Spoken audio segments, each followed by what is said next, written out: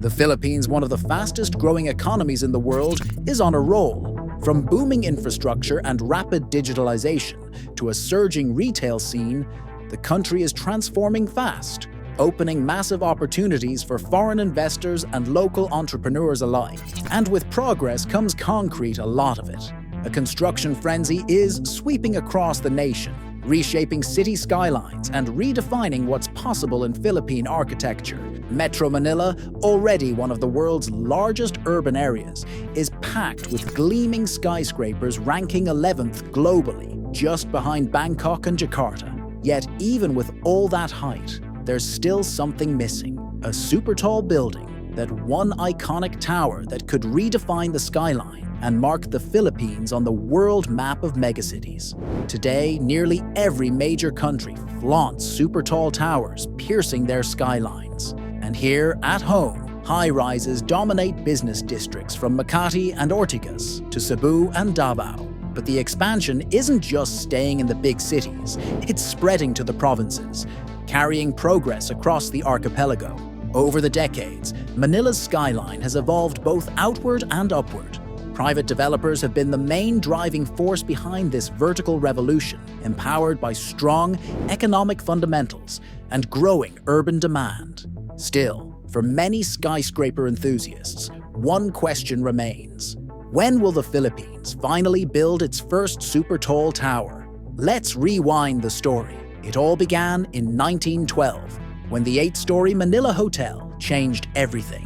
It was the country's first true high-rise, a symbol of progress and a glimpse into an urban future. Fast forward to 1992. The 44-story Pacific Plaza condominium rose along Ayala Avenue, marking the country's first building to surpass 150 meters.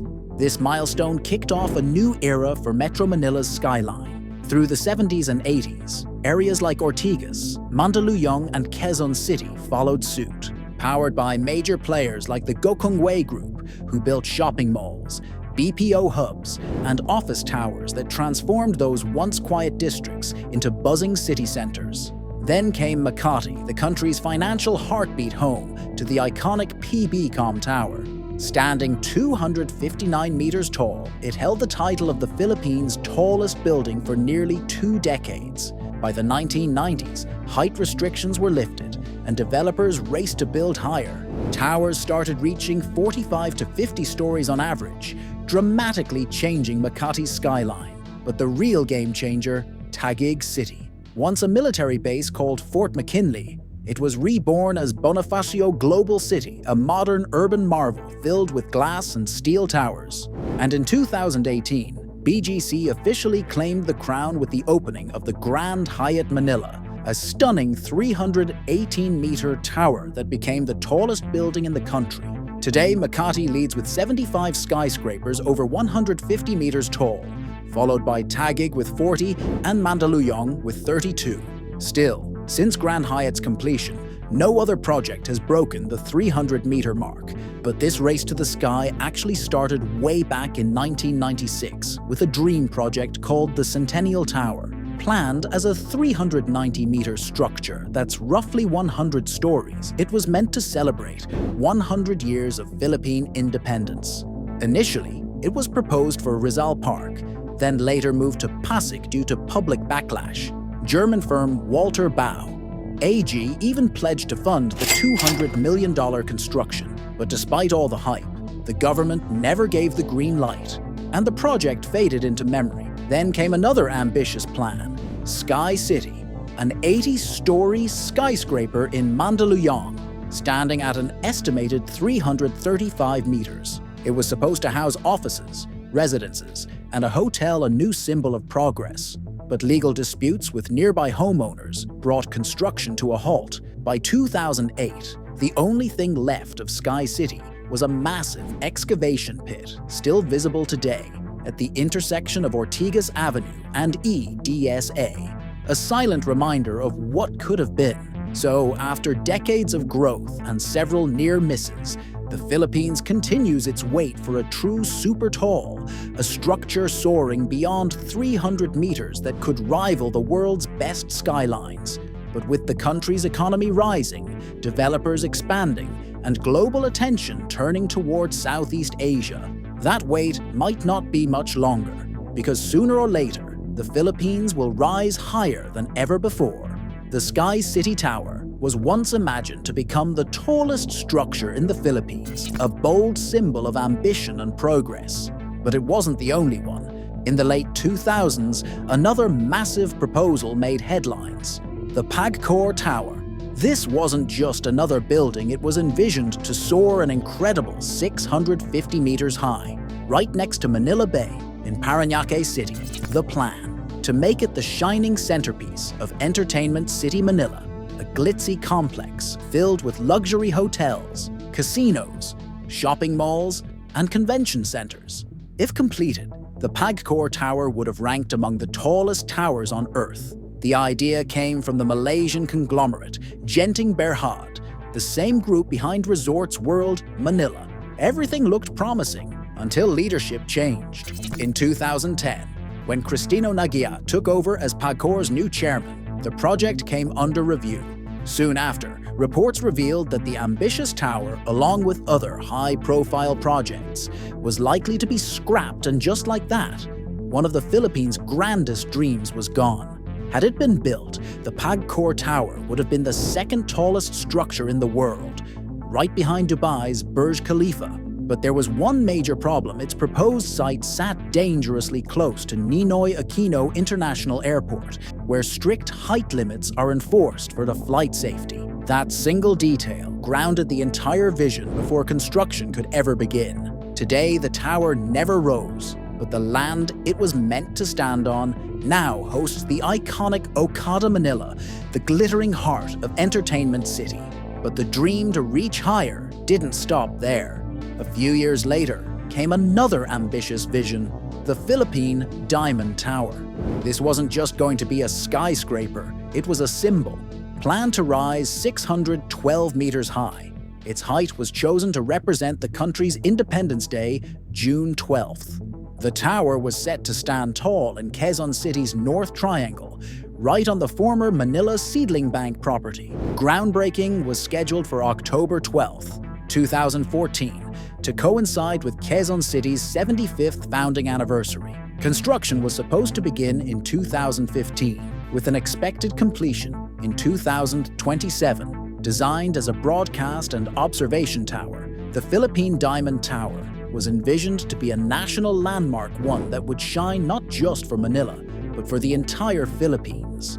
There were even talks of passing local legislation to push the project forward. By 2016, both Japan and China had expressed interest in investing. Japan through its Overseas Development Corporation for ICT and Postal Services, and China through bidding opportunities. The estimated cost: a staggering 41.4 billion pesos. The goal? To complete the tower within just 3 years. But despite all the excitement, nothing ever came of it. No groundbreaking, no cranes, no rising steel. Like the Centennial Tower and the Pagcor Tower before it, the Philippine Diamond Tower was quietly shelved, leaving behind another chapter of what might have been.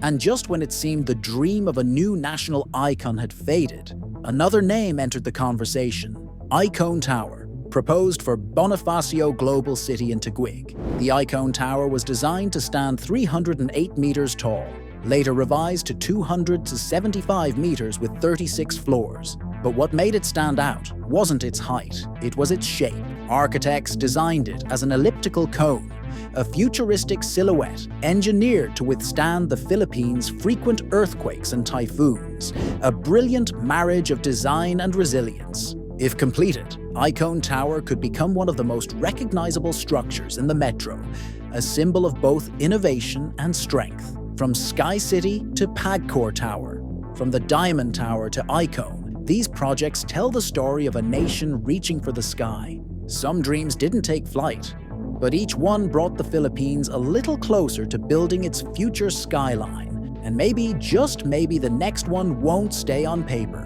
The Icon Tower was designed to look almost Gothic, a futuristic exoskeleton supported by sweeping arches. Inside, natural light would flood the office spaces, with open terraces, social lounges, and sky atriums weaving through the structure.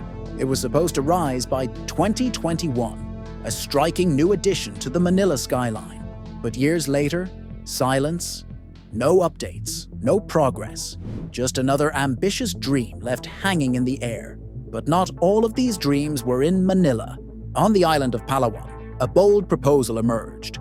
The Princesa Tower, a stunning 680-meter observation tower in the heart of Puerto Princesa City. The plan, first revealed in 2018, aimed to give the city an international landmark, something that would place Palawan on the world stage. The tower was set to rise in the Santa Lucia Environmental Estate, with another possible site being right in front of the city's new Green City Hall. It would have been one of the tallest structures in the entire world, a new icon for the Philippines' island paradise. Meanwhile, over in Mindanao, another ambitious idea was announced: the SJS Maritime Empire Tower. Backed by a European private investor, this proposed 88-story skyscraper was to rise in Bislig City, Surigao del Sur, within 5 years. But like the others, the trail went cold. No updates, no groundbreaking, just another concept lost to time. So, what's really holding the Philippines back? According to the Council on Tall Buildings and Urban Habitat, the world has officially entered the era of mega-tall structures, skyscrapers that stand higher than 1,968 feet. That's 600 meters. Right now, there are only 3 of them. The Burj Khalifa in Dubai, reigning supreme at 2,717 feet. The Shanghai Tower in China, standing 2,073 feet. And the Makkah Royal Clock Tower in Saudi Arabia, at 1,972 feet. But that's changing fast. By 2020 and beyond, megatall towers like the Ping An Finance Center in Shenzhen, Wuhan Greenland Center, Merdeka 118 in Kuala Lumpur, and Jeddah Tower in Saudi Arabia are joining the race, pushing engineering limits higher and higher. Across Southeast Asia, countries like Malaysia and Vietnam are rapidly constructing their own super-tall landmarks. Yet the Philippines, despite its booming economy and thriving skylines, remains behind. So, why? For one, the Philippines faces extreme weather unlike almost anywhere else. Every year, around 20 typhoons pass through the country, at least 5 of them devastating.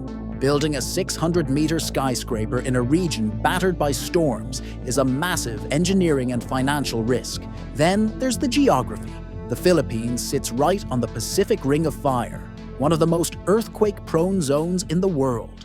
Metro Manila itself lies near an active fault line, making any super-tall construction an even bigger gamble. And there's another major challenge: aviation height limits.